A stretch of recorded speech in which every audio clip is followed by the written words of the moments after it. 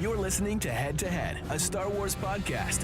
Two fans, two generations, all things Star Wars begins now.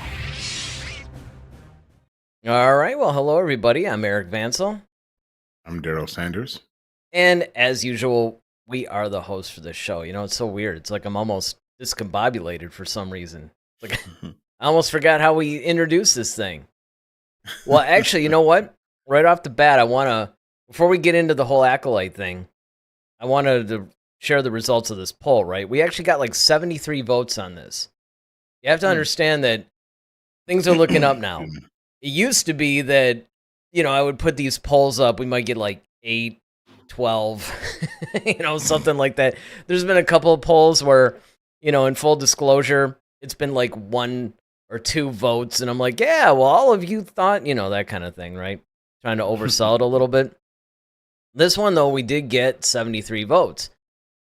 So the results are in. 62% liked it, thought it was good. 38% didn't like it, which is actually interesting because if you actually look around YouTube land, I mean, it's really kind of weird, right? Like if you go to a lot of the YouTube creators, a lot of people are just tearing on it. And then if you go to like general social media, I think it reflects a little bit more what we're seeing here in this poll that we just did as far as how it goes. But, we're here to talk about, obviously, the first 2 episodes of the show. We'll tell you our thoughts. And the other thing I got to say before we get into this, unlike what I think we would normally do, and I don't know if this was just on purpose or it just worked out this way, neither one of us talked about this show with each other before today. I wanted to, too. I know. But I know. You know what? I'm going to save it. Well, and it does. It makes for a little bit better, I think, viewing. Content. Yeah, exactly. If it's, it's almost like these guys that'll have these reaction channels. It's like, dude, there's no way you haven't seen this movie, heard the song, or whatever it is they're reacting to. But, they have to act like, we're just seeing this for the first time or whatever. So, yeah, and of course, look, we're really curious. I mean, I'm hoping, especially that we're on at a more normal hour now. And by the way, Sundays at 8, it looks like that is going to be our schedule for the most part. I mean, we can't really, we can't guarantee. But I mean, Sunday at 8, Monday at 8, that's going to be the thing. Until the Acolyte ends, every Sunday, I almost said Friday, we'll be reviewing it. Ted Adam Green joins us.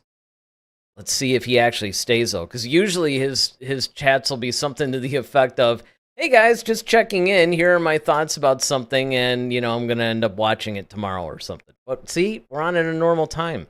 So even Ted can join us tonight. He says, hey, guys, watch both episodes twice.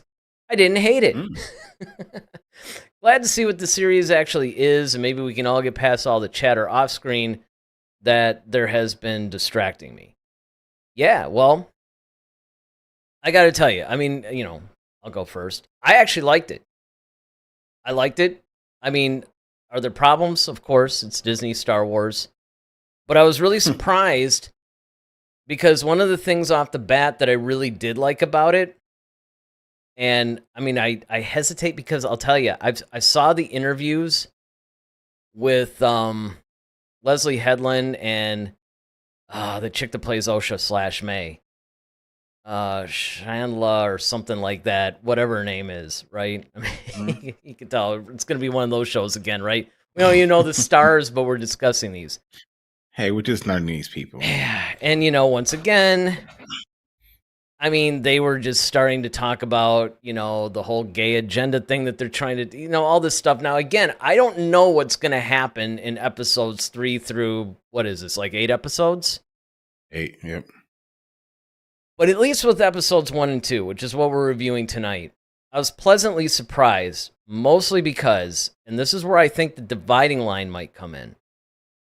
Because again, I mean, I could see, like, I decided to go and watch a lot of the reviews that people were tearing it apart. And it wasn't, I thought some of them were like a little, like, okay, now you're almost going too far the other way. Like, you're just automatically going to trash it no matter what. But yeah, I mean, they pointed out some legitimate issues. I'm not gonna, sugarcoat that. But one of the things that I think that this thing really does is it takes the High Republic off the page and puts it into live action pretty well. Everything from the Jedi Masters that we saw to some of the looks. And again, like one of the problems that I thought was things, and this is something that we see all the time with Disney Plus shows, it felt a little small. It was a little contained. I didn't get the vastness. Like even that, remember the Coruscant scene in the Jedi Temple? Yeah. How does the Jedi Temple look better in the Phantom Menace than it does like 20 some years later? You know what I mean? But I mean overall renovations. Renovations, man. Well, They got yeah, a there good you contractor. go. Yeah, that's right. It does 100 years before. There you go. I mean, They're come on. expanding it. Technology's advanced. Well, you're hey. sharpening the apologist blade. I like it. But yeah, I thought the action scenes were really good. I mean, overall, positive thoughts. All right, go ahead. What were your overall thoughts? I hated it. Absolutely hated it. Ugh. Did you I really? I couldn't wait to say that. Oh, that feels so good. Yes, man. It's like I Visions. cannot. Yes, it definitely is. It's my live action Visions Oh, so this is far. going to be fun. This is deplorable to me. Number one, I didn't believe anybody. None of the characters I believed. This was the worst acting I've ever seen, quite Well, frankly, especially for Star that I Wars. will grant you. That was god awful. The performances had a lot of that stiffness, that woodenness, that, there were certain things. The other thing, too, is that the May character, even though I overall kind of liked, because for the same things that I liked about Kylo Ren, that she wasn't like the typical, stoic, kind of like, oh man, Shin Hati, is that her name? The one from, yeah, yeah, from Ahsoka. yes. Yep. I mean, so that character is what you usually get when you get some sort of a, like a Sith in training kind of thing, right? But one of the things that was kind of weird, though, was just, I mean, like I said, there were some things where I'm like, okay, here we go. Disney Star Wars strikes again. But yes, the acting performances definitely were something. Like, actually, the guy that plays Saul, he was like a standout to me. And of course, he was from the Squid Game. So that's why his acting was good. Because, quite frankly, a lot of South Korean and overseas productions are actually, like if you're watching Netflix, a lot of them are actually better than what we're getting out of American cinema, quite frankly. So it really doesn't surprise me that, I didn't like him either. Why? I didn't believe him. Nothing about him.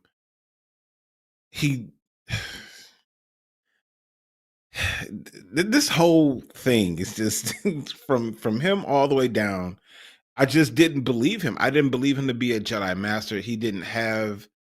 I mean, there was slight moments where it was like, okay, yeah, he seems wise, I guess, but I just didn't. I didn't feel any. What's the word I'm looking for? Like, I didn't feel like he was powerful. I didn't feel like he was regal. I didn't feel like there was nothing about him that made me just be like, yeah, that's who I want to be when I grow up if I were a kid. You know what I mean? Like, growing up, if I'm watching stuff like, okay, you see Yoda, like Yoda, even though he's like 800 years old or something like that, like just the way that his presence and that's the word I was looking, he has no presence to me. See, and this is why I think that part of our differences, why you hated it so much and why I liked it so much, was simply because I've read a ton of the High Republic stuff. Because this is really the way the High Republic is. Like, these guys actually captured... Like, that's one of the things that I even liked about... Oh, I always forget his name. The guy that was floating. He was kind of in that trance or whatever. Yeah. And then, May goes to attack her, and he's just like... It's just like the sheer power that these guys had. It wasn't like... Back in the High Republic era, they didn't really have to show off much. I mean, so Yeah, another problem that I but had, and this that part I goes didn't into have what a you're problem. I saying. didn't have a problem with that though. Like, I mean, the fact of them showing how powerful they were. I'm just seriously just talking about the acting. Like, there was nothing about him that made me just like I don't know. I want thought to he was pay kind of a attention to him. combination of like Qui-Gon and he had a little bit of what was the other guy that I'm trying to think of? He actually had a little bit of Balin in him, I thought too. He had a little bit of that kind of thing going, where he was just kind of like one of those quiet type of things. Because I mean, if you look at a lot of the fight, and again, he's going up against an acolyte, so Hmm. we don't know. We also don't know about the because the thing that was tripping me out about the Sith guy, the main bad guy, is like his. It looked like he was wearing like a motorcycle helmet with venom like drawn on it or something. Oh, and Oh my David's god! with I mean, us, so it should be interesting. yes, So David, just to I catch you up on it, I actually thought it was pretty cool, except I do agree the acting performances were a little lackluster. I'm hoping that part gets better. Um Even though I don't know. Like from Soul, I thought that was okay. I didn't have any problems with that performances. Yord actually was somebody who believe it or not, couldn't. he's one of my favorite characters in this thing. Because he's yet See, another guy that he mirrors like those mid High Republic dudes where they're not, the serious master guys, yeah. but they're not quite Padawans. Like they're beyond that a little bit. Well, he's 2 years removed from being a Padawan. I mean, Yeah, I'm glad they exactly. included that. I'm glad they included that detail. So I was trying to give him some grace. I really was. But see, the once again, the agenda part destroyed it because now you have this little female Padawan who's basically showing him up every 10 seconds.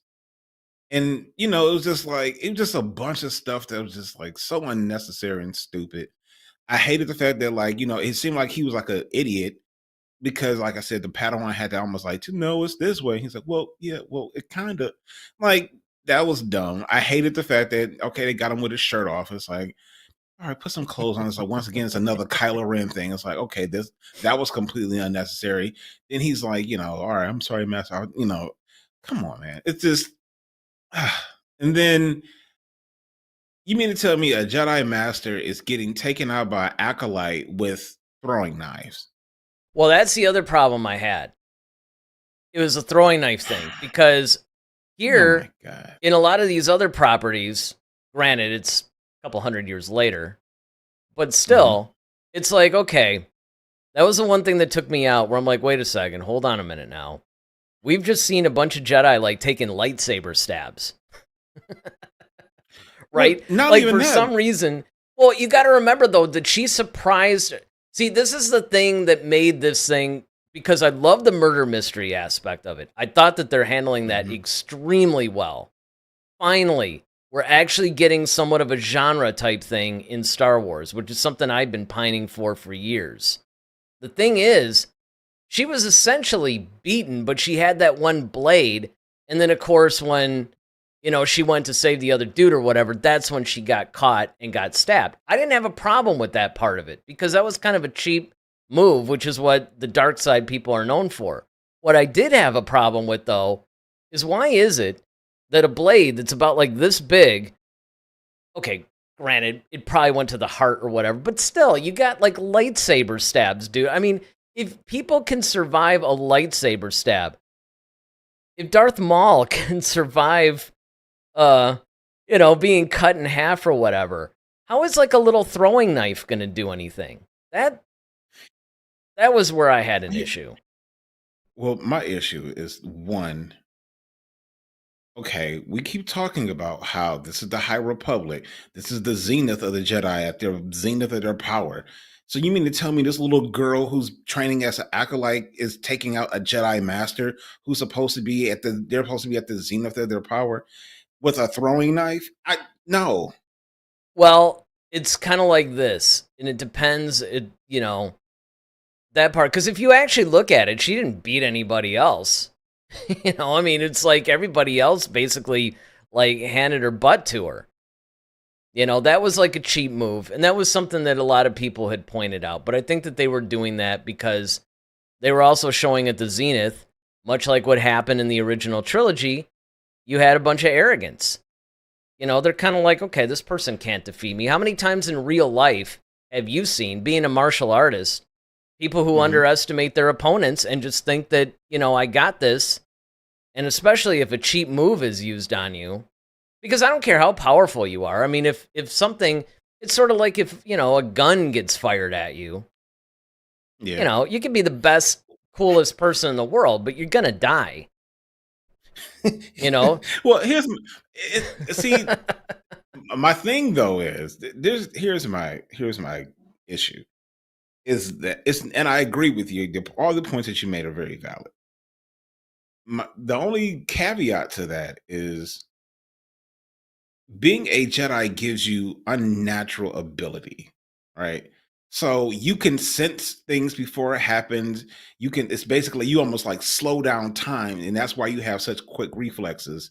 We've talked about this, right? So if you're telling me that a Jedi Master at the height of their ability, and it's like you can't, to me, it's like, okay, yeah, you got caught off guard, but it's like you couldn't sense that. Like, to me, it just seems like someone who's of a Jedi Master ability. Now, see, it made sense that when what happened to Qui-Gon, that made perfect sense because you're basically taking a Jedi Master going against another Sith Lord.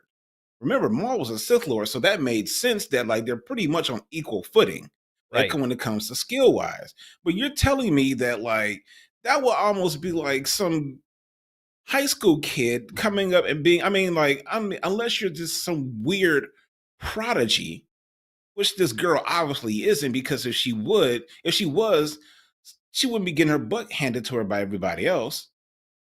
So that's almost like some weird high school kid being able to, Well, I think in a take lot you of out in ways, video or something look, like but that. It's like, this is no stranger even to Lucas era Star Wars, right? It's like there are certain things that happen even in the fantasy realm, like Mhm. just general storytelling, that it's obvious it's a plot device. Like, because if you really Yeah. analyze it, but I mean, look, we'll just keep it into Star Wars. The thing that I always love to pick on, the whole like, you got a Jedi Master at Qui-Gon's level, and you have a Padawan, who Obi-Wan was still fairly powerful, even in the Phantom Menace. But they Sure. couldn't sense the fish that was chasing them.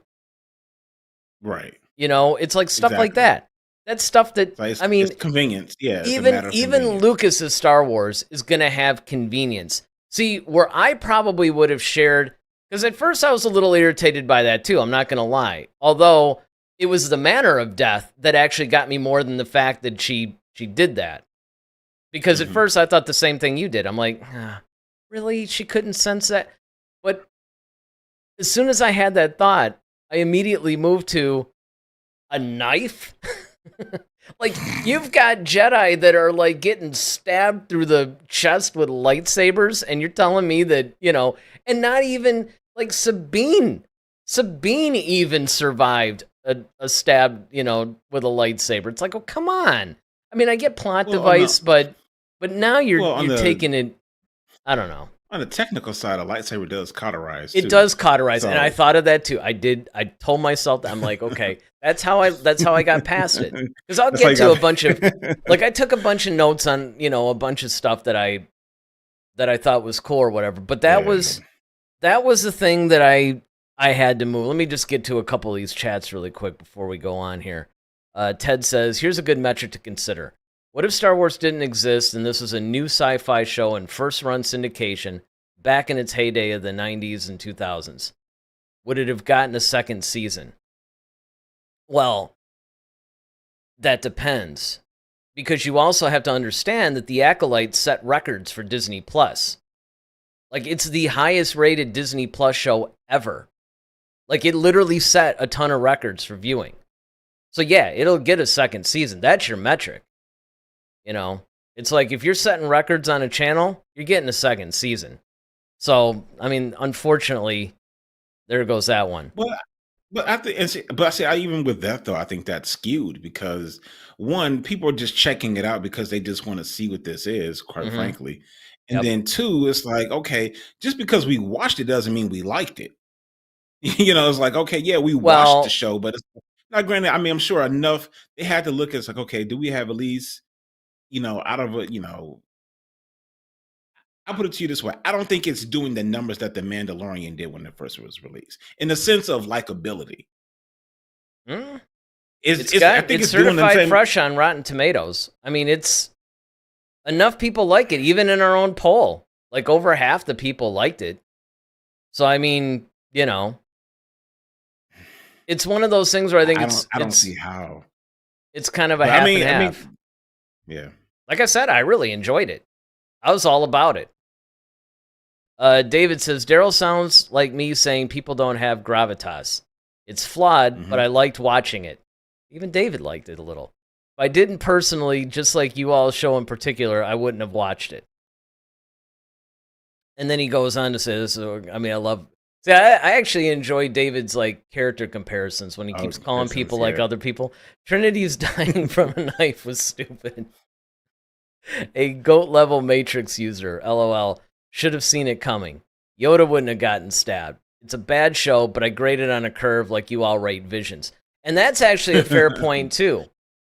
Is the fact that it also depends on what standard that you actually hold some of these things to, right? Like, if you go, okay, now in the case of Visions, of course, I think the reason why we grade that on a curve is because it's a different kind of a thing, right? It's a bunch of anime studios that are pretty much putting their spin on Star Wars. Yeah, it's an anthology. I mean, the whole structure of Visions is completely different. Different. And that's why I hold Acolyte to the same standard as I would Mandalorian, Ahsoka, Book of Boba Fett. Oh, as you should. Obi-Wan Kenobi, saying like all of these things, even the films, like I'm holding it to that because it falls within the same realm. So, and that's the thing. It's like, okay, I like the look of it. I mean, of course, there's even the humor I was just like, ugh, it didn't feel like Star Wars humor to me at all. Like, and it felt like it to me. That's the thing that's really hilarious. Wow. Is that I actually was finding it a little bit refreshing that it wasn't like Marvel style humor like what we got in The Last Jedi or some of the other stuff.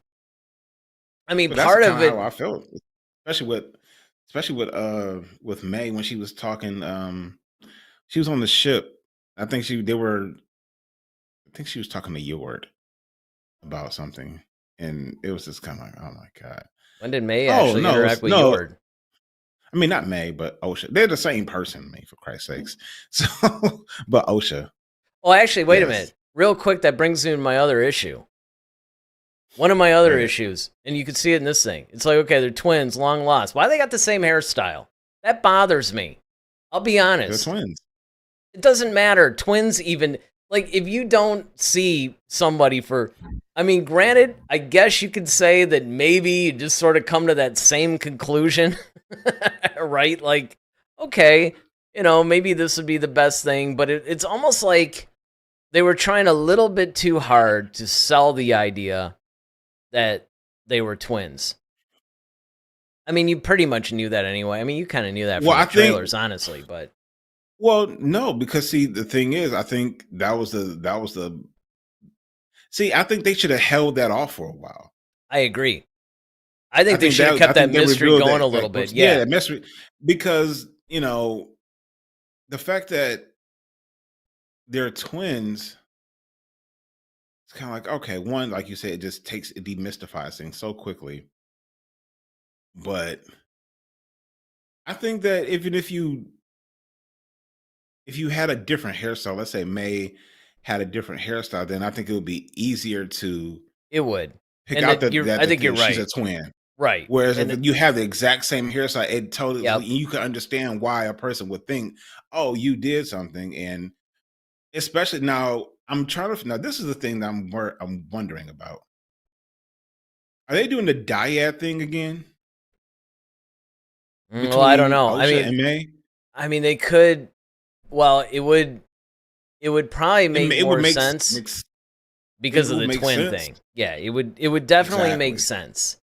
It would make sense, and because obviously, Ryan Johnson brought that thing out. It's almost like the Mhm. midi-chlorian thing, right? They might be going, okay, well, we're going to have to explain this somehow. And this would honestly be a good time period to do that. Well, because I remember Palpatine, I think he made mention of it. He said, that only happens every so Yeah, many years or something, like, 100 or so years or a millennia or something stupid. right. So, And well, actually, one of the things that I honestly liked about The Rise of Skywalker in that sense was when he was thoroughly surprised when the whole dyad thing started reanimating him. Like, oh, this is kind of a thing I didn't know about. Like, oh, I mhm. didn't really realize that was a thing, right? It's, But that's because we it's can so do this. rare. Right. Right. And you might be right. They might be setting that up. They might actually be trying to use this to perhaps set up the possibility or whatever. I mean, I almost think that if they were going to really bring that up, it should be more of an Old Republic thing.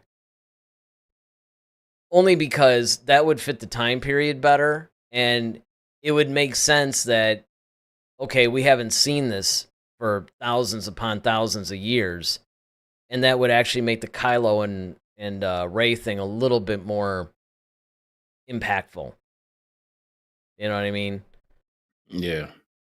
Because one of the things that I'm really hoping that they're going to do in this show is, and they're starting to, but as we know with the Phantom Menace, they're like, well, the Sith haven't been around for like a millennium, I think, was what they were Mhm. saying.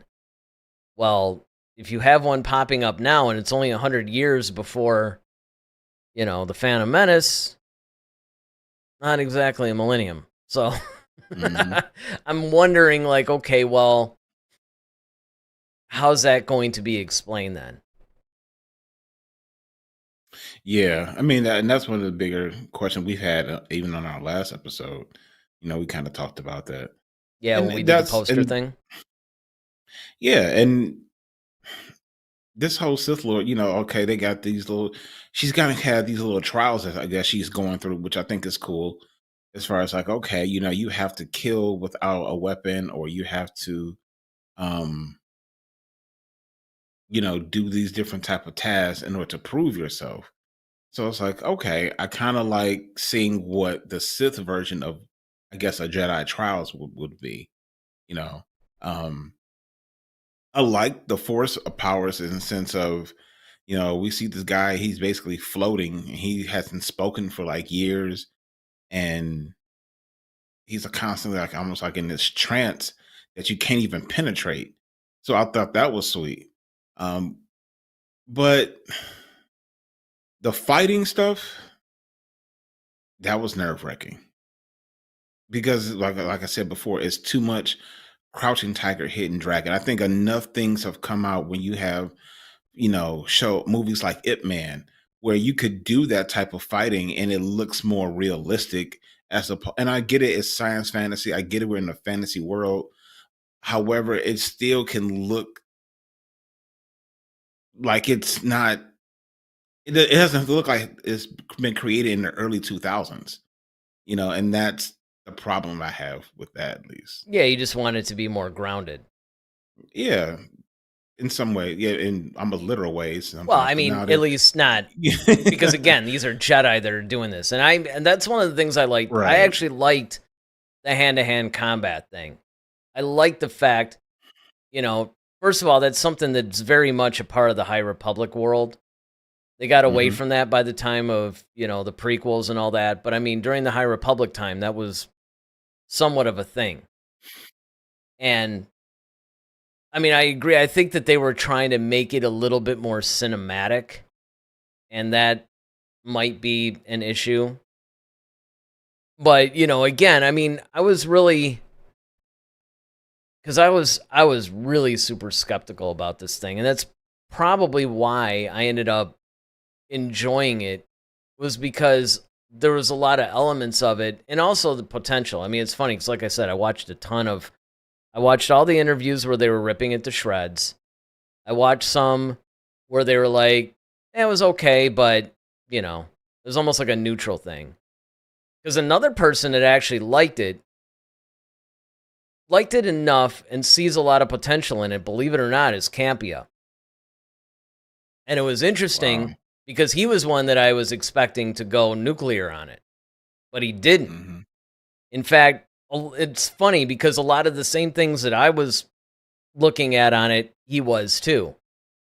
You know, and it was one of those things where it was kind of like, okay, cool. Because, I mean, in a lot of cases, I think one of the reasons why I gravitate toward him is because he sees a lot of the same things and, you know, that I like. Stuff that lands for him lands for me. But there's a lot of times where I'm really at odds with him.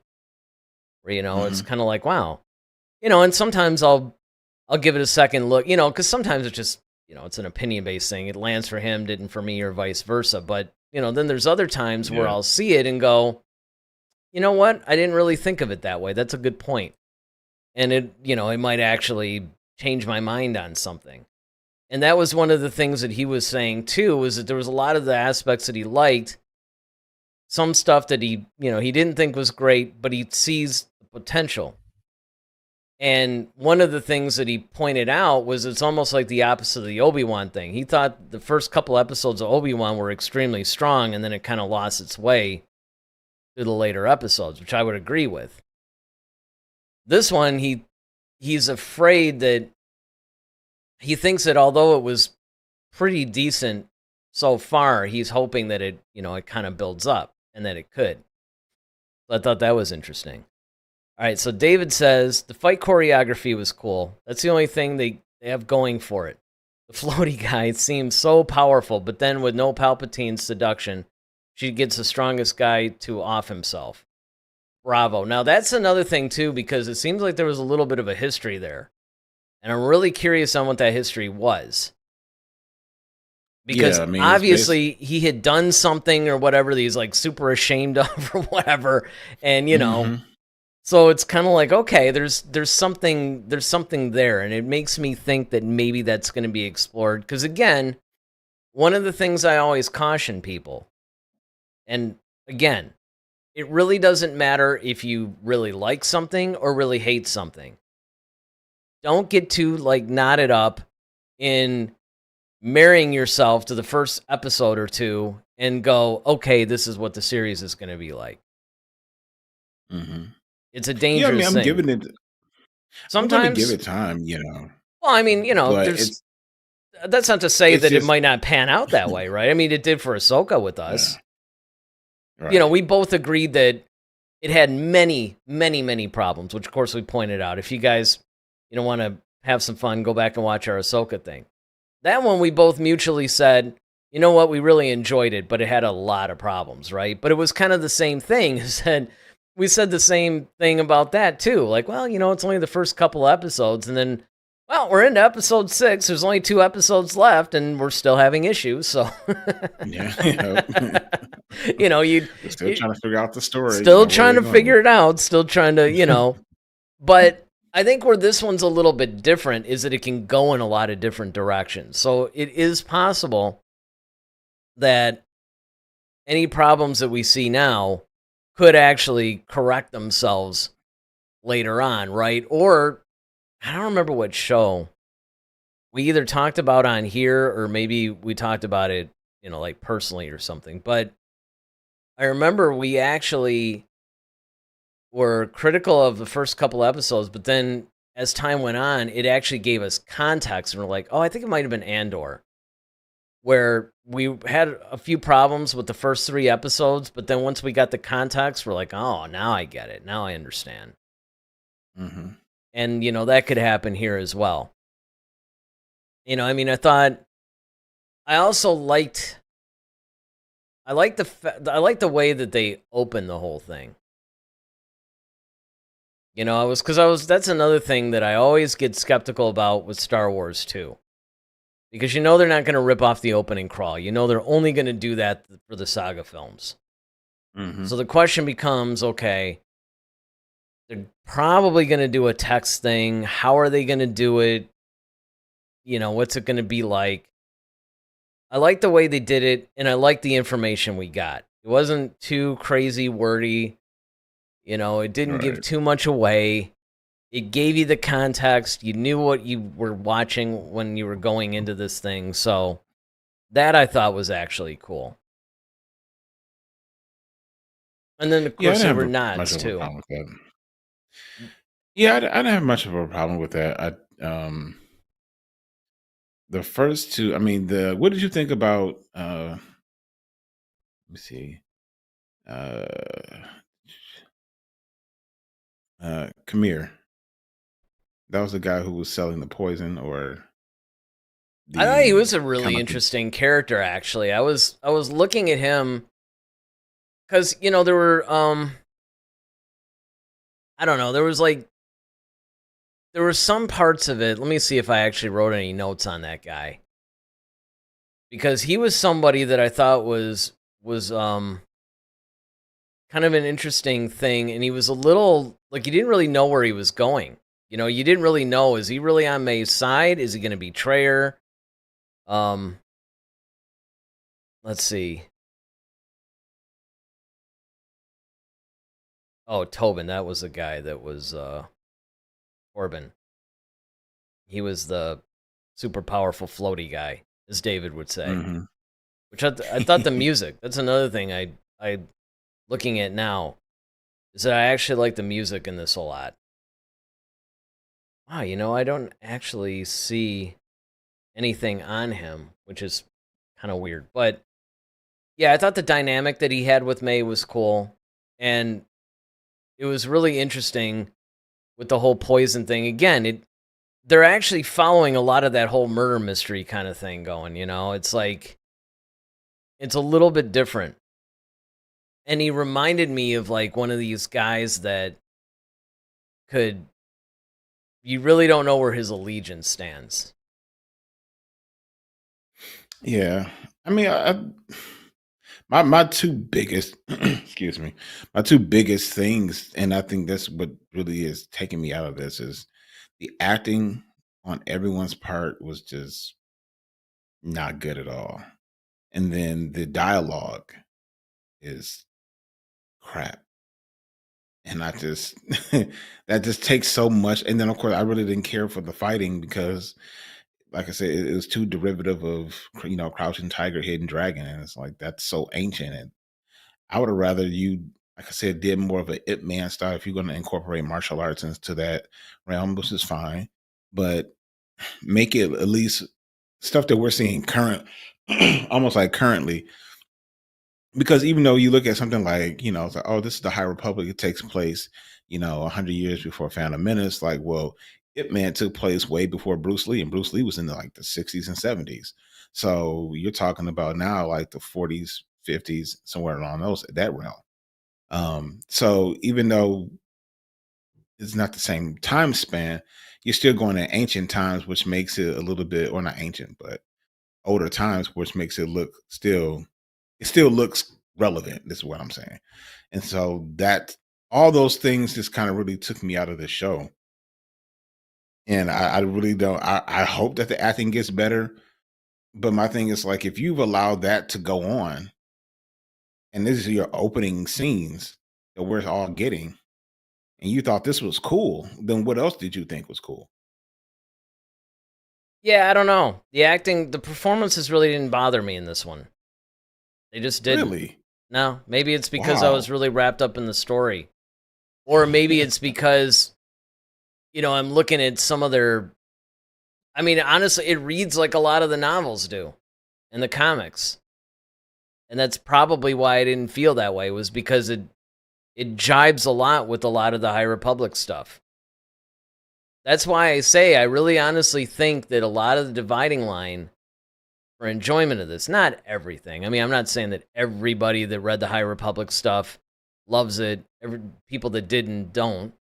But I do think that because it aligns itself so well with the novels and the comics and all that, you I don't think that certain things that would bother, say, you would necessarily bother me. Plus, Hmm. there's another element to it too that I really think might be in play for me personally. I really expected to just hate this thing. I mean, to the point where I almost had a vendetta against it. I really did. Mhm. I didn't like a lot of the I mean, not the premise, just like the whole agenda behind it. Just a Yeah. lot of the things that were, involved in it. I was actually determined to hate this thing from the very beginning. Like from almost the time that they announced Leslie Headland as the showrunner. And I think what might be in play for me personally is I expected to be so bad that I think I was honestly caught by surprise that I didn't. And that,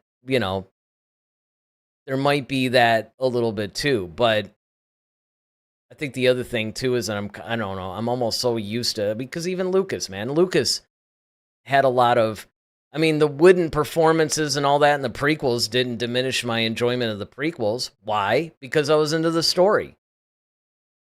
Yeah, but then you also have people who, like I said, at least the dialogue was bad, but I mean, like, at least you had great actors. Ewan McGregor is a great actor. You had Liam Neeson, great actor. Natalie Portman, great actor. Now you get to Hayden Christensen, he was kind of new. So you don't really expect a whole lot out of him per se. I mean, Frank, you had Samuel L. Jackson, phenomenal actor. You have people who really Well, in the have acting case, chops. the guy that plays Saul is an amazing actor, but the problem is this is his first English speaking role. And You can that and you can tell that, and you can and tell that I that, think is that's what I think is and that's playing a probably lot. what it is, Did you and that see might Squid be what it Game? is. Yeah, Okay. Because yeah, I was and I going to think say that's that some people, if you're kind of like, if this is like the first thing that you're introduced with them, I can also see, yeah, first English speaking role. It's like, well, this yeah. guy comes out of nowhere. You might not necessarily, you might not be on board. Let me get to this and thing. I think that's probably what it is, and that part I didn't know, so Yeah. that's probably why I kind of looking at him like, what? And I mean, But if you think about okay. it, think of the acting chops that would have to do to even give these kind of performances.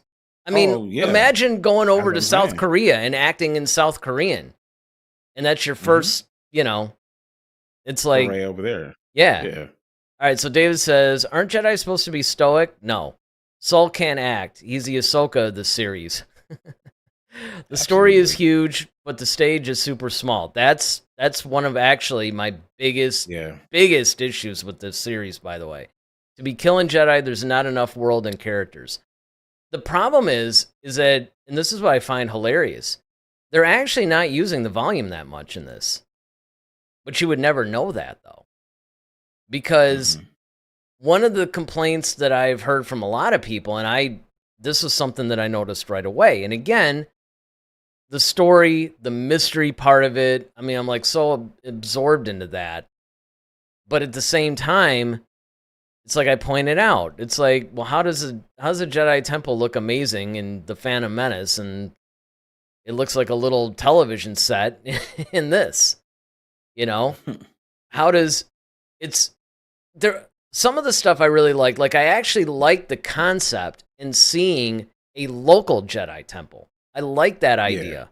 I think that like a that's a little cool idea. like a precinct is basically Right. what it is. Exactly. It's like a Jedi precinct. That's a Yeah. really cool thing. But at the same Oh yeah, time, you're kind of like, everything seems a little small though, like it's a stage play or something. I mean, it does. But the other part about it is that, like, once again, it's just the believability of some things are just like, for example, when May breaks into the precinct essentially, and she's sneaking around and she goes and she finds Master Tobin or Torben. Is it Tobin or Torben? Corbin. Torben. Okay. So all right, I know she any new hears someone series, we come. got to get the names down. And it's just like, oh, I here we know. go. So I got to write this stuff down. I'm not going to remember this. But then, like, okay, she hears someone coming, so Yeah, she like, jumps basically into, like, the rafters or whatever. And it's like this Jedi Master again comes in, doesn't censor. Like, how? Like it's just some things are just Well, so. and this is what Um, I'm hoping that we see a little bit later on. I'm hoping that we're seeing a little bit, because the flip side of that is there are a lot of cool things that they could have done in a cliche way and they didn't. Like when OSHA crash landed, they didn't have her mhm. escaping the ship or anything like that. She actually crashed. Mhm. There was like some things like that where, because I also wonder if like the whole asteroid field thing was a little bit of a nod to Empire Strikes Back, especially when they said something. Yeah. I forgot what the line was, but they said something that made me go, I think they're doing a nod to Empire Strikes Back. But yes, Yeah.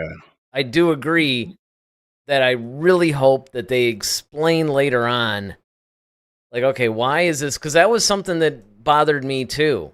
Because, like I said, even at the beginning when I said I liked the show, I enjoyed the show, I feel about this show a lot the way I feel about Ahsoka.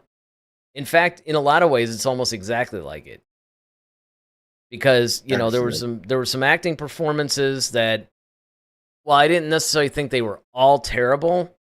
I didn't think that they were up to par. And the other thing was that there were certain, elements, like I pointed out, that like, everybody's getting stabbed with lightsabers these days, and it's fine. But like a little knife or something, I don't know. But that said, there's also enough stuff that, like the story, the whole mystery vibe, which I absolutely love. Just a lot of the different things. It's also different. We've never seen that in Star Wars before, and that part Yeah. of it actually works. Yeah, no, I think that's cool.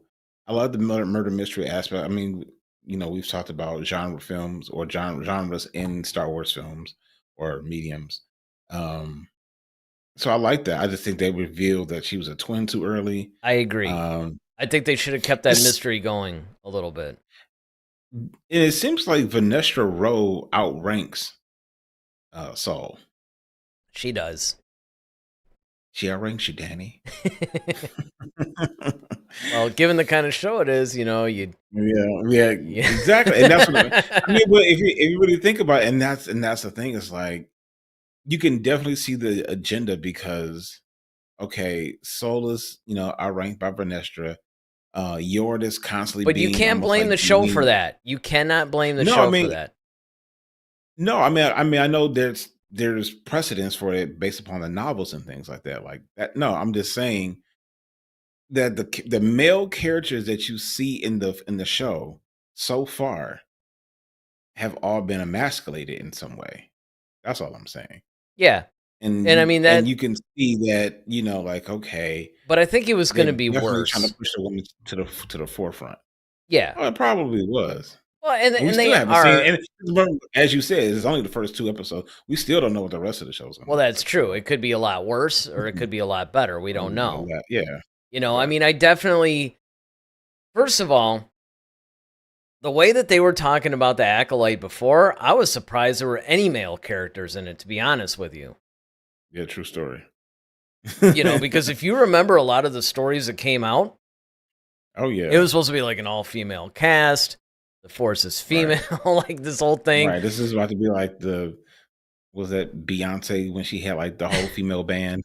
Right, exactly. I was kind of like, I mean, the fact that they had some male characters in it and that they're not all like stupid, because like Saul, okay, great, fine, he's outranked by Yeah, Vernestra. Vernestra still respects him, still sends him absolutely. out on the stuff. It's not like he's being really emasculated.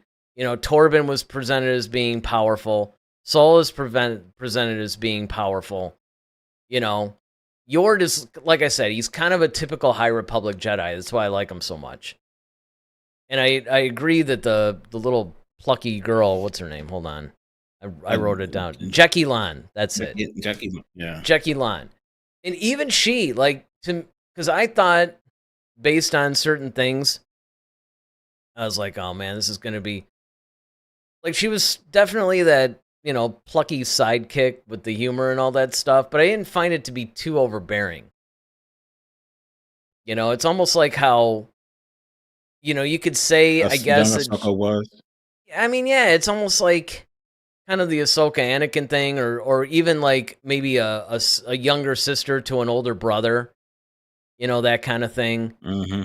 That's sort of how it basically affected me, or how I saw that. So I didn't really have a problem with that, and I think that was one of the big things, is that I really thought that this was just going to be this just crazy woke, you know, like just all over the place, and it Insufferable, wasn't. basically. Yeah, yeah. Let me get to some of these chats, because we got a few of them now, because Peter Griffin's also joining us. First of all, David says it should be Ip Man style. That takes skill and agenda. Hires tend not to have talent. It's easier to CGI a fight scene or swing lesbians from strings. I don't know. Oh my god! Never actually swung a lesbian from a string, David. I'm suddenly intrigued, actually. Well, you know what? It goes back to like Charlie's Angels, right?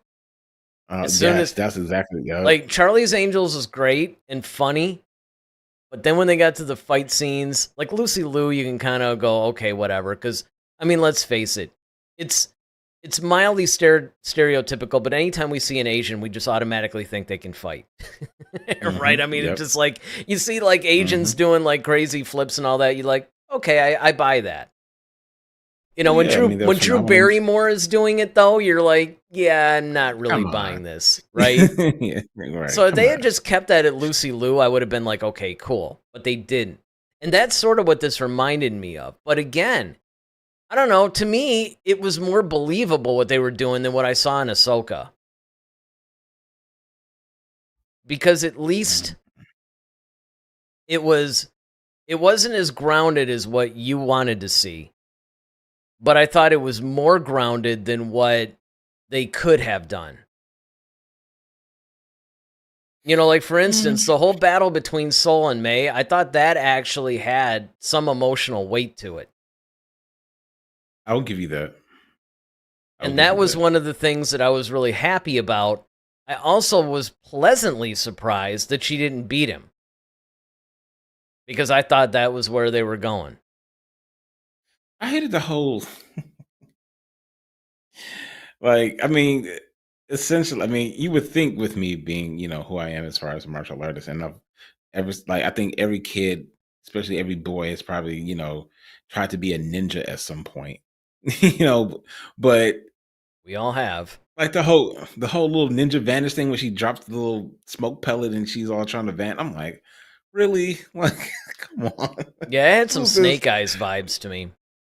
Yeah, it was just like, okay, guys, like, what are we doing here? Like, it just,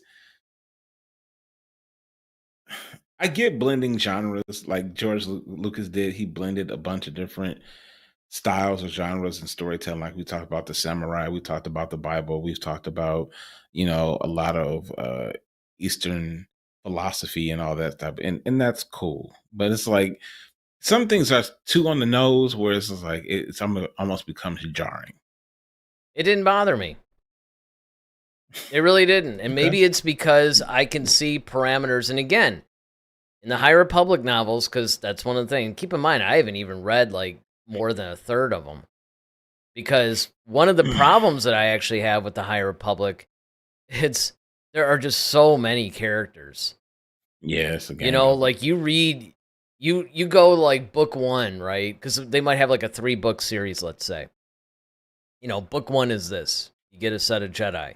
You go to book 2, oh, you're not seeing They're the all gone. continuation of those guys. You're seeing like a whole different set.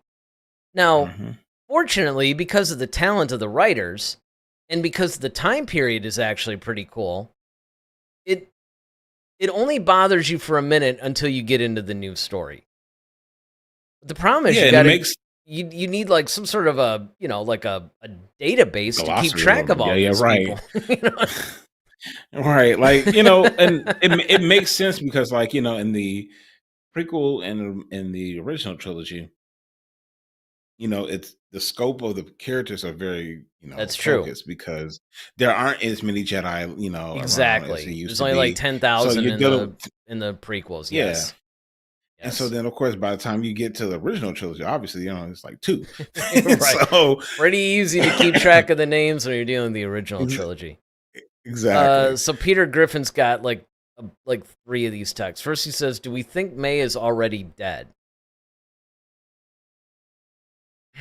I don't think so. No, I don't think so. no. No. No, no, no. He also goes, "I hope it's Vernestra who is the acolyte and May is her apprentice." I mean, that would be a Yeah, really wild twist. Because actually, yeah. that's something I never really thought of. Because Me obviously, either. we're seeing this Sith Lord, in his Venom biker helmet. But we don't know that that's like some separate Sith Lord, right? That could be, almost like kind of a Palpatine thing going, right? Where Hmm. it's somebody in the High Republic that went to the dark side and, recruited May or whatever. That would actually be an interesting twist.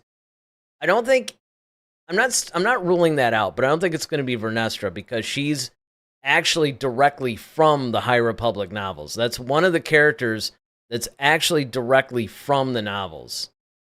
I don't think they're going to mess with her story like that. Um and then of course, you know, he goes on to like point out, before you say the EU isn't canon. EU has nothing to do with this. You have to Yeah. understand that the EU died in 2012. All novels that have been written since like 2012 from New Dawn on are all 100% canon. 100%. Hmm. Now, granted, they did actually bring Asajj Ventress back, even though she died in the Dark Disciple comic, or not comic, but novel. But you got to remember that that was based on an unused Clone Wars script. So they were just following the script. And they made a different decision. And of course, there's some things that happen in the novelization of the films because they got those scripts that were earlier drafts when they were writing it. Like Poe actually meets Rey in the Force Awakens novel, but in the movie she doesn't meet him until The Last Jedi. Get all that. But none of this is EU. Nothing in the High Republic is EU. Anything that happens in the High Republic is absolutely 100% canon. So that doesn't count. Then Peter goes on to say, I think that's May's drunk buddy with the red saber, but not the actual acolyte. Well, and here's another good point with this too, is the fact that we're led to believe that May is the acolyte, but that may not necessarily be true. Yeah. I mean, it stands to reason highly, but yeah, it could be a misdirection thing. It It could could be. be. It could be. I mean, I'm kind of like you. I'm leaning towards it isn't, just because, the way she's acting, she's kind of acting like a student. You're But right. And the fact that she's going through these different tests and things like that is kind of like exactly. On the other it more hand, lends itself to that. Yeah. it does. It does. But the other thing that I would say, though, that, goes to Peter's other point is that it would be highly interesting. We don't really know who the Sith Lord is, right? Or if Sith Lord, it's actually a Sith Lord, if it's actually is a Sith Lord, well, it could be just number be a dark one, side user. could be. Or it could be a Sith Lord who we've already met, like in the High Republic or something, that's actually, pulling double duty, as it were. Uh, he says, "What was her drunk potion maker's name?" Yeah, I don't know. We that was Come here. huh? Come here. Come here. All right. See, that was the one thing I didn't actually write down. I will say this though, and this is Peter says, "Yeah, that's it." This is something that I would do, like if I were gonna make another film or something like this. One of the things that I would honestly do is I would make a John Wick style movie with Starkiller. That's what I would do. Because that would be like the perfect kind of a thing. I mean, because we're talking about genre stuff and we're talking about all these different, possible dark side users, Sith, all that stuff.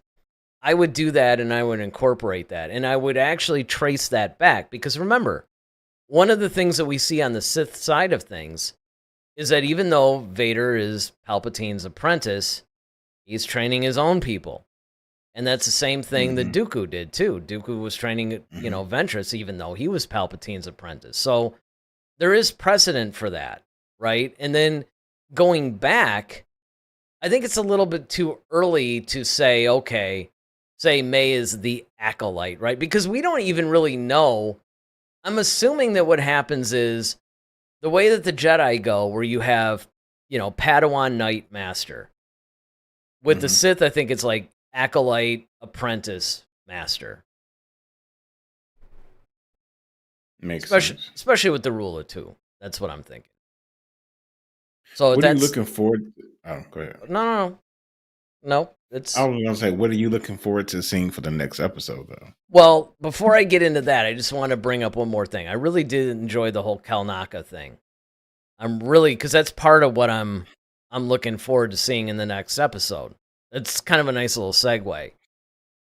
Is the fact that we ended, the second episode with the reveal of Kalnaka. I also thought it was a really interesting twist that it was played by the same dude that took over Chewbacca's role from Peter Mayhew. So that was a nice touch. So that's one thing. Yeah, that was his name. The other thing, I'm looking forward to maybe some more of the Acolyte training. Like maybe, and then of course, more interaction between the Sith and May. Yeah. Who we're assuming is the Acolyte.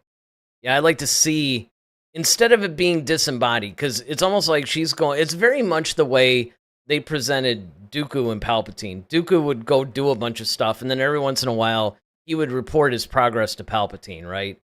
Instead of seeing that somewhat disembodied type of a thing, I would actually like to see more interaction between whoever these Sith characters are. And then, of course, more direct Acolyte training, because, that was part of, not in totality, in their defense, but it is part of what we were promised in this series. Got you. You're just looking forward to being good. Well, that you'd like to like it. That's what you're looking forward to. Yeah. What are you looking most forward to in the next episode? I'm looking forward to liking it. Exactly. But as far as the story is concerned, I'm looking forward to one. I want to hear more about like what happened, because obviously the Acolyte is trying to kill all the Jedi that were responsible, or they were stationed on that planet that had that fire. So I'm trying to figure out, like, okay, well, is it the fact that you feel like they didn't do enough to stop it, or like what's the background in that? So that's one part. May, okay, well, they thought she was dead. Why? And then how did she return then, if that's the case? So, I'm sure we're probably not going to get that maybe this episode, but maybe like, I'm thinking about maybe 3 or 4, we'll probably hear that. And then, I'm with you on the training part. I really want to see more of the training. And then, but I really want to know what happened with, I was about to call her Quenisha. Osha. Osha.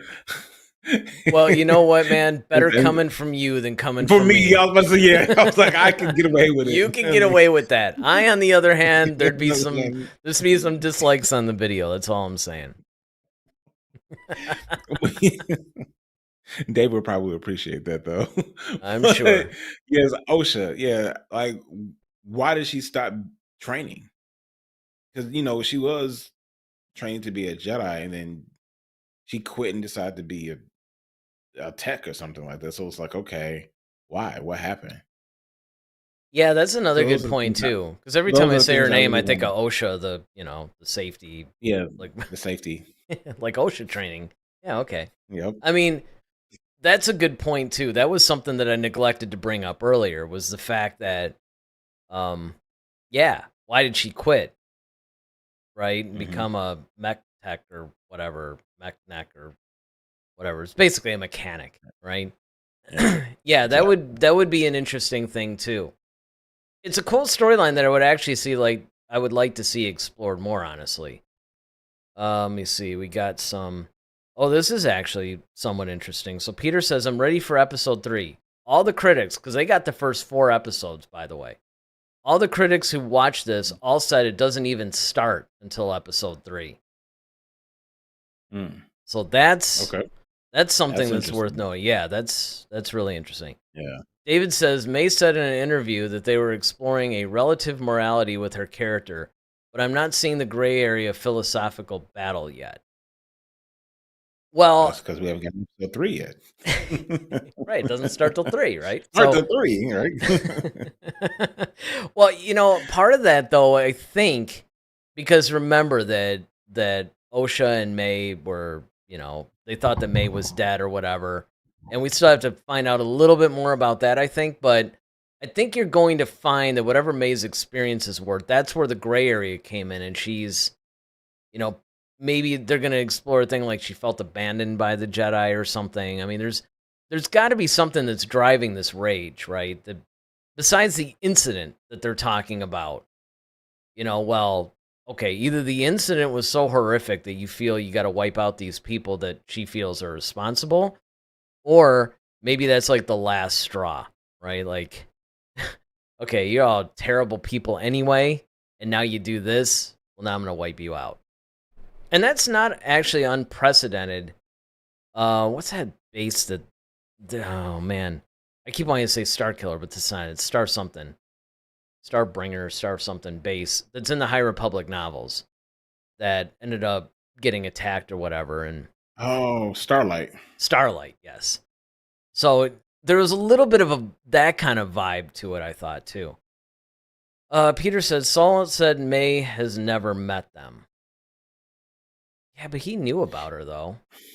Yeah, he knew that she had a sister, but I think what it is there was a fire because, in her dreams and stuff, she brought it back to it started with a B. But we're so terrible with this stuff. Well, I mean, these things are like, tongue twisters. I know, but it's so funny too because we are. We're this. This is why I always say we're the Star Wars show for normal people, right? Because we're not these like super geeky people that immediately remember the names. It's like, look, I got man problems. I got responsibilities. I got bills to pay. I got like real adult issues, right? It's so funny when you get some like 15-year-old that goes, oh, well, it's this planet. It's like, dude, whatever. When I was your age, I remembered every little Star Wars thing too, okay? Whatever. It's like, wait do you there is a certain amount of patheticness maybe being over 50 and having a Star Wars show. I get that. You should see the looks I get from... It's funny because, you'll approach women and be like, yeah, I do this YouTube show or whatever. Oh, really? What is it? And I'm like, oh, boy, here we go. Here it comes. It's a Star Wars show. And you could see their little smile fade. Like, oh, that's nice. Right. Are you wearing your PJs when you do it? Right, you're wearing your underoos from like 1974 or something. Oh, so Darth Maul joins us. He says, hey, I just got here at the very end of the stream. Well, that's a beautiful thing about this is that you can go back and watch this because it is interesting. Let me see what we got here. Peter says, May hasn't killed any innocent yet and gives to the kids. You make her sound like she should start her own charity. Right. The May Foundation. Oh, that's great. The Acolyte. It's like this total benevolent thing, It's like it just turns into this charity drive. Right, it's the Boys and Girls Club now. Right. Oh, man. But yeah, I think that's with May in that situation with the fire. Because I remember like Saul was saying like, I wish I could have stopped it. I wish I could have done more. And, Osha was just like, well, there's nothing more you could have done. So, and I think May is kind of holding those Jedi in particular responsible for whatever happened, because it wasn't just, the whole family got wiped out too. That was the other part. It's like, it wasn't just, and Osha was alleged to be the only survivor. And then now they're saying like, oh, wait, no, May is alive. So it's just like, well, how? Well, and then there's a couple of people in there that were like, who? Exactly. By the way, let me just take this time to say I'm looking at the viewer count. I'm looking at the amount of likes we have, and they're not exactly matching. So those of you who are watching, it's time to hit the like button. And then, of course, if you're watching this after the fact, it's also time to hit the like button. It's always a good time to hit the like button. That's what I'm saying. All right. Let's see. Oh, did I put this one up yet? Oh, yeah. Peter says, I meant Sol and May couldn't tell her about her master because she hasn't met them when reading her mind. You know, the mind reading thing I actually thought was pretty cool, too, by the way. I neglected to bring that up. We're starting to see that more. Well, but I mean, what I think is cool about this is that they're actually showing a lot of the High Republic powers that are in these novels. Because remember, the High Republic, you know, you had, like, if our Chris is, like, you know, hearing, like, the Force through song or something. And, you know, like, everybody kind of had their own little deal, right? They had their own little, like, way that they used the Force. It wasn't so uniform and dogmatic as it was during the prequels. Had the twins who kind of, like... Yes. Remember them? Yeah, I do remember that. Wow, I forgot all about them. But that's because there's like 30 of them. Exactly. That's the problem. There's like so many, you know, it's so funny where, you know, when Leslie Headland was like, yeah, you know, as time goes on, we're going to bring in more High Republic people. I'm like, well, yeah, I hope you go on for like 12 seasons then if you want to get through all of them. It almost becomes like the Justice League Unlimited, like when they did that. Pretty much. Like you always had the core Justice League, but then you start like Power Girl and all those. Like, who the heck is that? I know. It's like, oh, you guys are making, that's not even real. Yeah, right. You're the Radio Man. And exactly. Look, it's Toaster Man. All right. Right, exactly. So Darth Maul says, best Star Wars podcast of all time. I'm going to assume, that, but that's really nice. It's, you know, he does actually comment a lot. I'm assuming it's a he. You know, that there was one time, remember we did that? Where we kept saying him or something like that, and person chatted, and it's like, I'm actually a girl. I'm like, oops. But look, it's a Star Wars podcast, you know? I mean, I know there's a lot of women involved in Star Wars now, but, you know, you err on the side of caution here. But yeah, Darth Maul always comments on all her stuff, which we appreciate. Ted says, that's nice. He's referring to like the whole reaction to the Star Wars YouTube channel thing. That's pretty much what it is. That's pretty much how it goes. Where instantly friend zoned, like 100%. Like any like, you know, romantic type of thing is just gone at that point. That's why I usually try. That's why I'm looking forward to either you and I doing our general entertainment, movie, books, television, all that stuff. And then maybe when I swing over to the music side, because that at least I'll start pumping up more, right? But this is only Star Wars, or the only YouTube show that we have right now. And so I try to make it, you know, like I try to spin it a little bit, but, you know, hey, you know what? This is fun. We love you guys, and whatever. So I'm just going to be single for the rest of my life. Sorry. Anyway, David says, Miosha. Oh, Miosha. Man, I love Hey, that, at least man. he's calling May the right name, right? May for the fire, and she wants to kill May. So was it May's fault? Well, I think that's something we don't know yet. Right. We don't know that yet. And I think that's going to be one of the things that is going to be revealed as this goes on. Because one of the things that I like, even about the Star Wars shows that aren't that good, so it doesn't really matter where you land on any of them. They all have something in common, and that is that they usually choose like a season-long story arc. Now, they might have a series story arc, right? But there's usually like a season-long one, so you basically have this one plot that's going to be contained within the season. And I think that's what they're going to do. And going back to an earlier criticism that both of us had about them revealing May as a twin sister a little too soon, I can't help but think that there's going to be a reason for that. Like, we're going to see why it might have been necessary to pull the trigger on that as soon as they did. Mm-hmm. I just can't help but think that's probably the case. Yeah, I hope maybe that's because they need to explore the depth of some things, and they need to get that out of the way first. Exactly. Yeah. And I can't help it. And I think that because that whole concept existed, because conceptually you could do one of two things with this. You can keep it a mystery, and they're on a parallel path through the whole season, and then they converge toward the end, right? Mm-hmm. Or the other concept would be to do what they did, do the revelation a little bit earlier. So they could, whether you want to call it a concept or a story arc or whatever, they could have done one of those two things. So I can't help but think that they chose the latter simply because it's going to serve the overall story arc of this season. But, we'll see.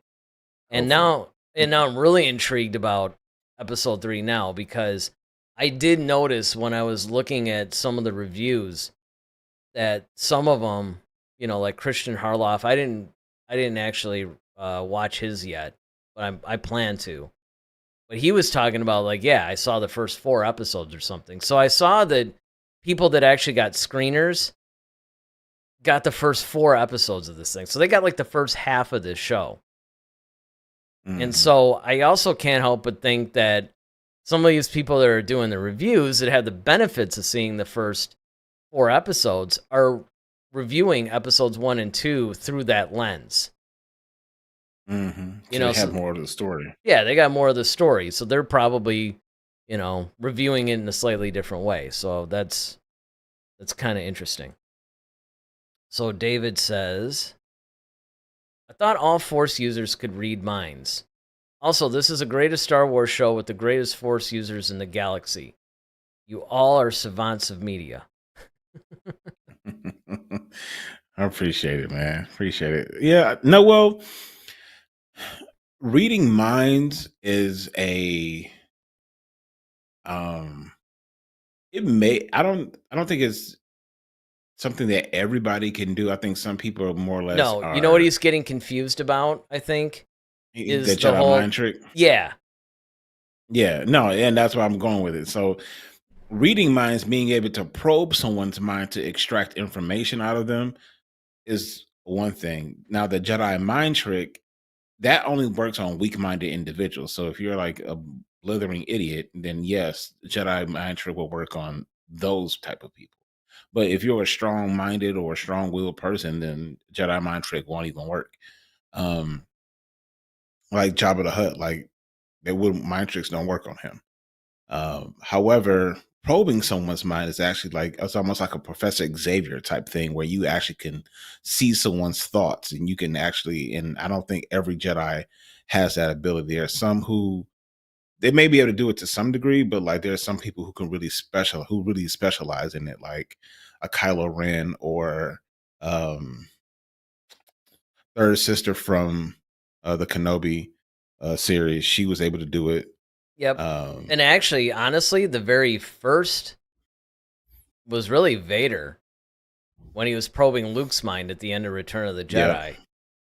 It was a little bit of a lighter weight. Like it wasn't like super intense like Kylo's version, let's say. But that was really the first that we started seeing, like, oh crap, you can actually read people's minds. Because you saw like Luke like grimacing, like trying not to, like, don't think of Leia, don't think of Leia, don't think of the sister. Yeah. Of course, he might have been. Well, see, I'm wondering if Vader was actually. That's a good question. Was Vader causing it, or was Luke already doing it, and then Vader sensed it and tried to go deeper with it? You know what I mean? Right. I mean, either way, though, he could still read it, though. But yeah, you're right. I mean, it is wonder. It's almost like the chicken versus the egg, right? Like, was Luke already thinking of that, and Vader's like, what's he thinking? Well, like he's trying to find out where Luke. He's like, you can't hide forever, Luke. And they're talking to each other. They're already kind of having that telepathic communication. Yep. I will not fight you. So they're already talking to each other in that space. And then I think Luke, he's like, your thoughts betray you. See, it's a good thing he didn't probe any further, because it's like, sister. So you have whoa, wait a minute. What kind of thoughts were you having over there, dude? That's your sister. But you kissed it. Oh, right. You freak. Oh, that's nasty. Exactly. Yeah. Not even want you on the dark side. You've already been on the dark side. I know, that's what I'm saying. It's like, all right, now your thoughts are really betraying you at this point. Yeah, shut it off, shut it off. He's hitting Yeah, his it's helmet. like Vader, la la la la. La. Um, I don't want to do this anymore, right? Oh, Peter Oh, says that would be a hilarious skit. that would be the best. Like he probes a little too far and just, Sorry, there's all see some kinds of stuff he doesn't want to nastiness in see. there. Like, oh, Vader just kills himself. His deactivates one of his oxygen things. Like, you know what? It's like, Screw I'm it. out. I'm done. Oh.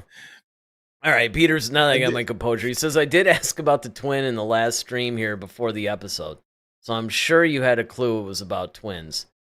I mean, we knew that. I'm just saying in the episode, because they revealed that in the trailer, right? So, I mean, you got the sense that, Did they? well, kind of. Maybe I missed that trailer. Because I always thought there's like, They did. They released a gang of trailers. But you're right. I honestly thought that May was the character. I didn't know about the whole OSHA thing. Yeah, because I thought like it was either she turned to the dark side, more or less, or she was having like one of those like Ray type, like those visions where, hey, I'm feeling that pull, and this is where, because even in the beginning when they were showing it, I still didn't catch on that they were twins until they were occupying, they were talking to each other. I'm like, well, wait a minute, how is that happening? And then she kept calling like, how are you alive? So I'm like, oh, okay, they must be twins now. But Twinsies. and Well, twins you know what and it is? twins run in Star Wars, That's the obviously. thing. Exactly. It's like yet another thing. And I mean, I thought that was another misdirection, to be honest with you. Mhm. Because a lot of times, and again, maybe this swings a little bit over to criticism, but I'm like, well, surely they're not doing the twins thing again. Right. Like we You know, haven't it's seen like, that before. yeah, right. But again, I mean, so overall, there was a lot of things for you that, just kind of took you out of it. For me, I Yeah. was able to overcome some of those things, and I really enjoyed the whole storyline, the High Republic depiction, all of that stuff. But again, fully admitting that there's issues, right? But I mean, I do think that it could actually swing the other way and improve. So that would be a question to direct to you, and then I'll get to these. There's a couple of chats that popped in, but do you think so? Is this still redeemable? They got some work to do. Anything is possible, but they got some work to do. I'll tell you that right now. Well, if Kylo can be redeemed, then this show can be redeemed, right? Darth Maul says, May in this reminds me, have either of you watched the Hunger Games stuff? Now, are you talking about, because I think there's like a TV series for the Hunger Games now.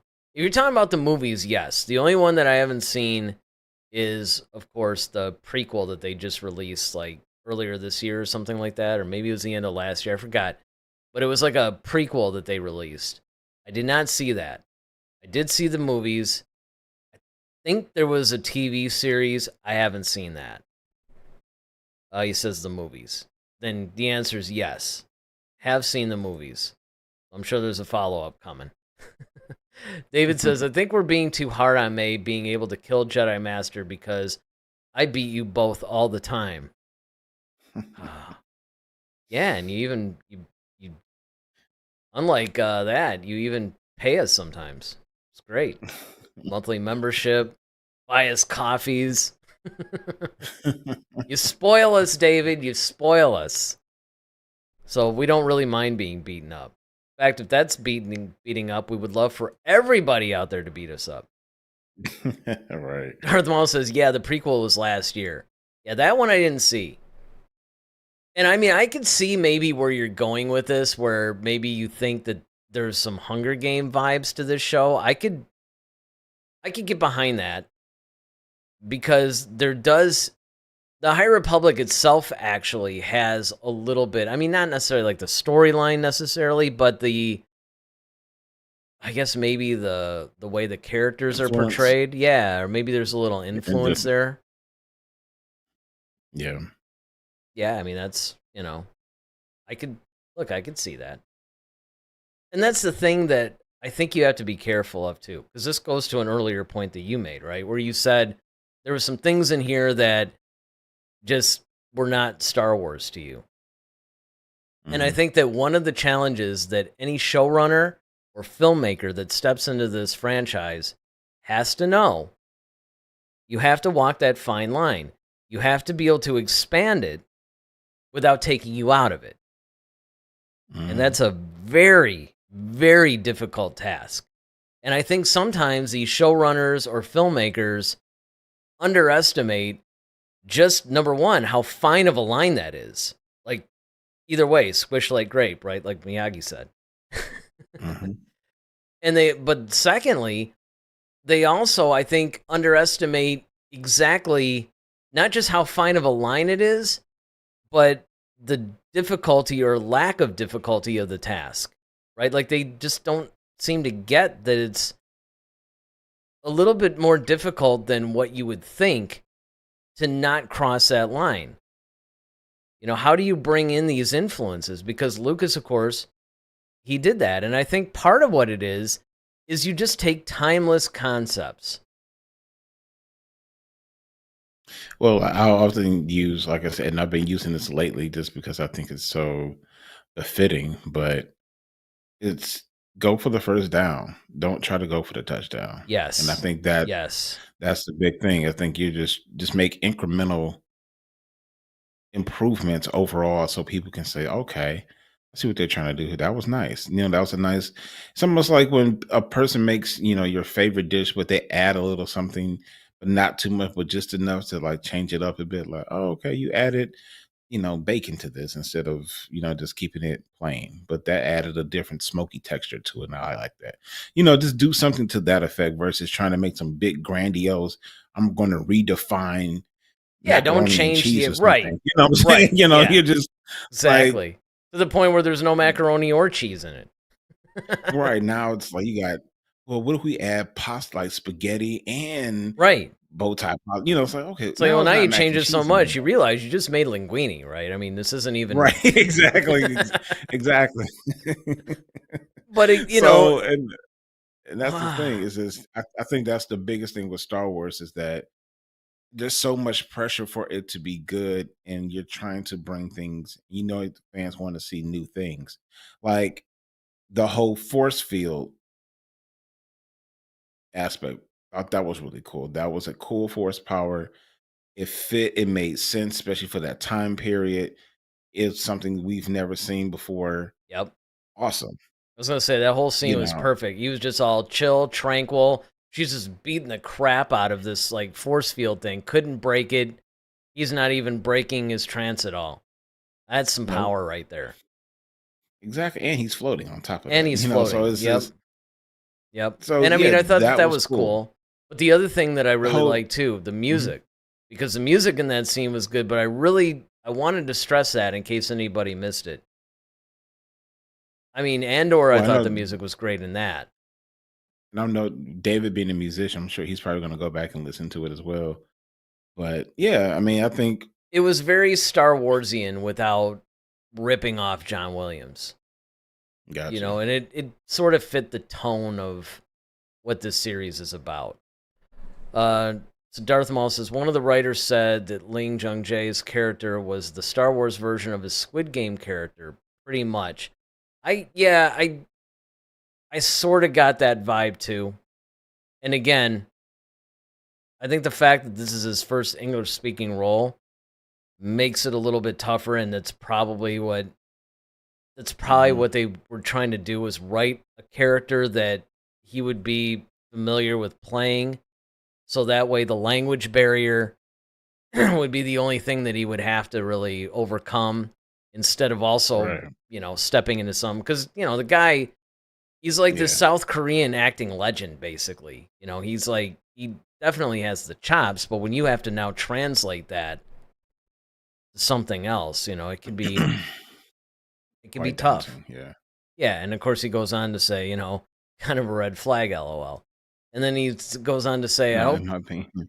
I hope the Star Wars franchise tries not to do anything like that moving forward, as tempting as that may be.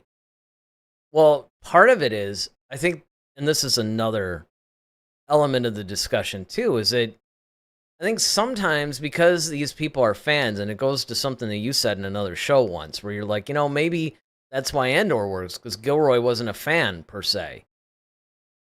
Mhm. Sometimes being a fan actually helps. Sometimes it hurts. Because Yeah. then it becomes glorified fan fiction. Because we just said, you got to walk this fine line, all this other stuff. But you also have to remember, you can't be too careless with it either. And thinking that Yeah. because you're a fan and you have a little bit of stock in the company, so to speak, well, now that you're running the company, you have to take a different mindset. You can still Well, be that's a how I fan, but you gotta be careful. well, that's exactly how I looked at the Acolyte. I mean, I'm glad you kind of brought up the fan thing because to me, this felt like those fan films we would watch a lot of times on YouTube. Like these, I can see that. that's how Acolyte feels to me. And even though some of the fan films, like I said, the stories were cool, but it's just the execution of it. You can tell it's a fan film, and that's kind of what this felt like to me. Yeah, I mean, it definitely. I could see where some people might see that, because again, you also have to remember that Star Wars on television is a relatively new thing. Hmm. People, it's not Star Wars. Something you brought up in numerous shows actually is that Star Wars really is a film project, right? It was Indeed. born in the Right. films, it's at home in the films. Hmm. To bring Star Trek on the or Star Trek, I was thinking as that, because that was actually the opposite. It was born on television and then moved to the films. Somehow, Right. though, Gene Roddenberry and all those guys got it right. But I also think that it's much easier to take a television show and then adapt it to the big screen than taking a big screen thing and adapting it to the small screen. Even though Hmm. television's a completely different thing nowadays, right? I mean, look, it's practically cinematic now, right? I mean, it's not like the television of the 80s and 90s. Right. It's basically filmmaking on a smaller scale. But that comes with challenges Oh because yeah, definitely. you have budgetary limitations, right? So now I think that people are still finding their footing with how to bring television and Star Wars together. I think that's the biggest problem. Let's see. Peter says, Endor felt like that for me. And again, I can understand.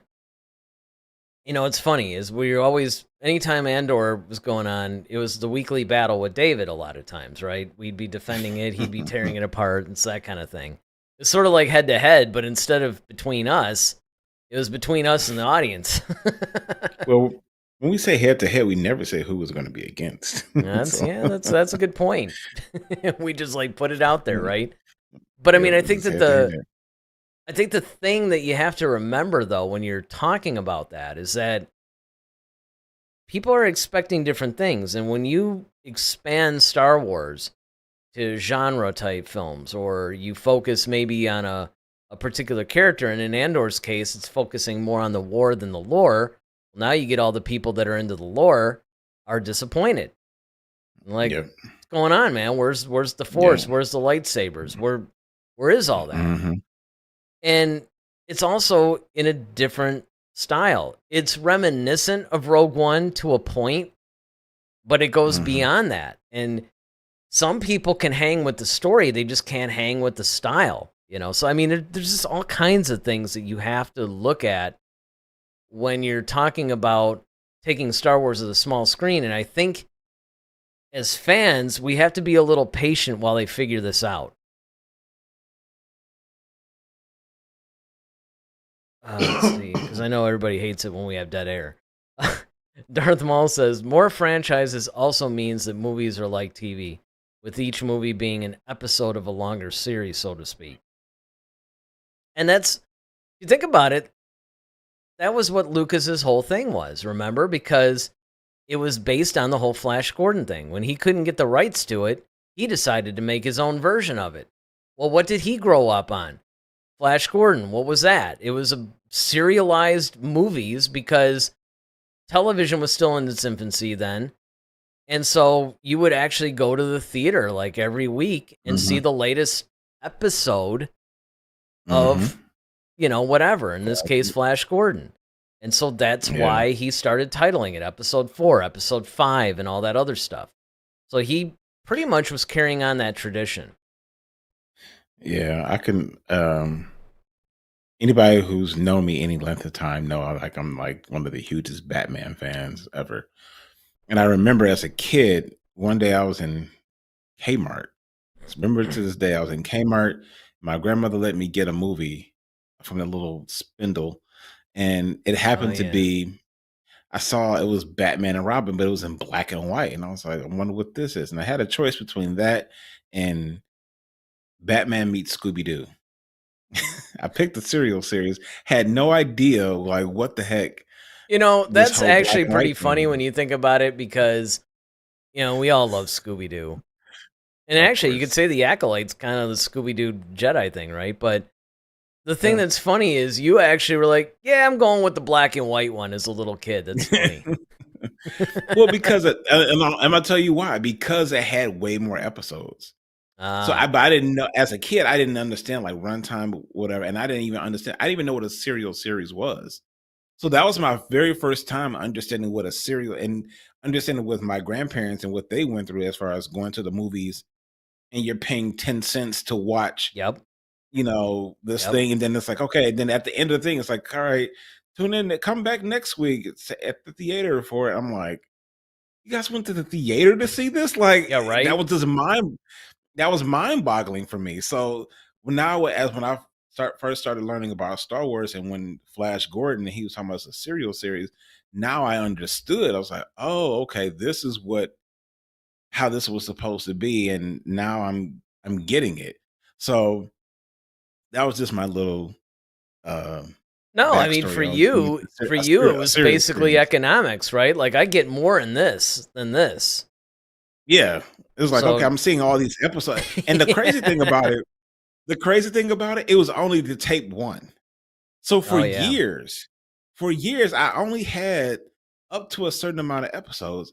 I never knew there was until I actually watched it.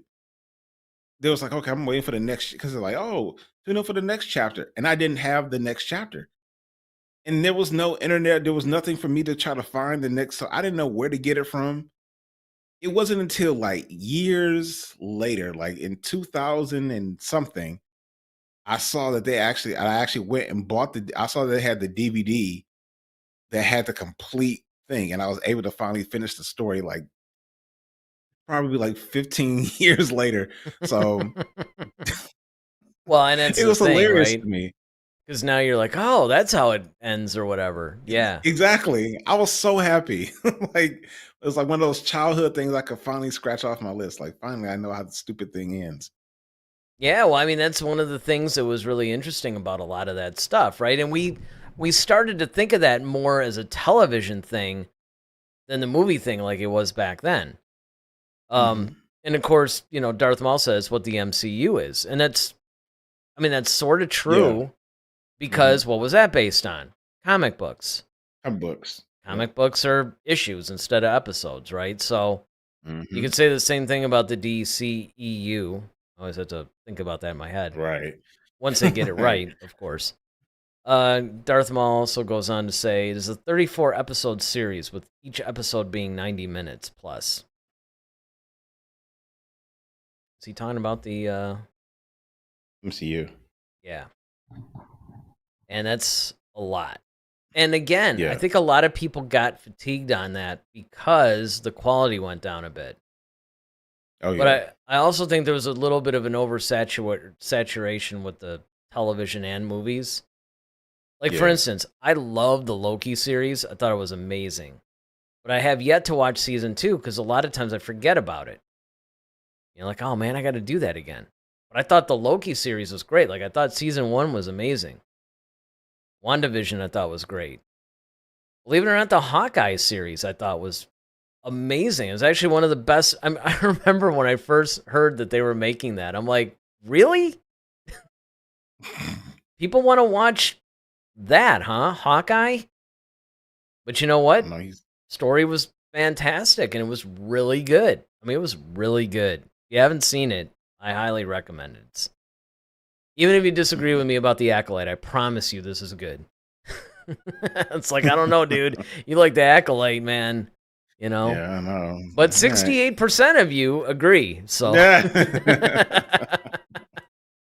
Well, it's funny. See, Darth Maul says I didn't like WandaVision. See, again, because it's a stylistic thing. Because of the way they kind of made it almost like a little sitcom, and then they reveal a little bit after each thing. You know, that's not going to land with some people. Let me see. I just want to, before we go, I want to check this poll again, see if it changed. See if we swayed anybody. Nope, still 62 to 38%. Well, there is a poll on our channel. You know, if you guys want to go ahead and vote in that, if you haven't done so already, whether you like, based on episodes 1 and 2, do you like the series? Do you not like the series? Right now, with 74 votes, it sticks at 68% like it, 32% not so much. Or maybe it was 62-38. But either way, the liking it is winning. So, there's that. All right, well, I guess, you know what? Tomorrow nights are, now with this new time, it's kind of crazy because we got another show tomorrow. And I guess we better figure out what we're going to talk about. So, check us out tomorrow night at 8 o'clock, where we're going to be talking about something Star Wars related. And then, of course, next Sunday and each Sunday, depending on where you land, like with Daryl, he'll suffer through the Acolyte reviews. I will look forward to them, but you never know. Maybe with the next couple of episodes, it could sway it, right? Right. Will it be like Visions for you, or will it actually just be like, you know, maybe say the Book of Boba Fett, where you're like, all right, I'm not super into this, but at least I don't hate it. So tune in next week. See, we got the whole serial series thing. Serial series. You know, that's the one thing that I regret about this. You know how, like, with podcasts and stuff like that, which this started out being, and it'll always say, like, episode whatever, you know, and you'll see people, right? Like, episode 247, and then whatever the title is. I really wish I had done that with this. I wish I had. We did a whole season thing, which gets a little convoluted because it's not the same amount. And it's like, well, when do we switch seasons? Right? Exactly. Like what determines a season? Yeah, and then we just gave up on that and just did the whole title thing. But I really wish from the beginning we had just episode 1 through whatever. Oh well. Maybe with their little general entertainment one. Which, you know, we'll have to figure out when we're going to do that. But until tomorrow, 8 o'clock, you know, check us out, see what we talk about. What are we going to get into tomorrow? And, yeah, hopefully the Acolyte gets better for you. Hopefully I continue to like it. Don't forget to hit that like button, subscribe button if you haven't done so already, because you guys all know it helps us out. And then if you really want to help us out, there's a couple of things you can do. There's a buymeacoffee.com link in the description where you can throw us a couple bucks or maybe sign up to be a member. There's also the Discord channel. You know, I meant to tell you guys, I've been having some conversations with some of you guys on the Discord channel. And I post on there, not as much as I should, admittedly, but fairly regularly when I see stuff come through. And I intend to do that a little bit more. So yeah, so let's see. I just want to get these last couple chats in, and then we'll wrap it up. Ted says, of course, be back tomorrow, guys. I don't doubt it, because now we're on at a normal hour. You don't have to, like, wait till 11 o'clock and say, hey, can't watch you guys, but see you tomorrow, right? Darth Maul says a blue coffee. Yes, actually, that's right. It's buymeacoffee.com, but it's a blue milk. It's a blue milk, which I think is funny. Actually, that whole site has gotten crazy, too. They got, like, video stuff you can do there now. It's almost like its own little social media thing. But I'm hoping that we can get enough watch hours and everything in that we could do a lot of things with YouTube memberships, because it'd be nice to keep it. I know we got some Twitch followers, too, but they don't really offer as much stuff. All right, so with that, till tomorrow, I'm Eric Vansel. I'm Daryl Sanders. May the Force be with you. Always. Head to Head, a Star Wars podcast. Be sure to follow us on Twitter @HeadToHeadSW. Submit your questions for our next show. visit our official website at headtoheadswpodcast.com. Until next time, may the Force be with you, always.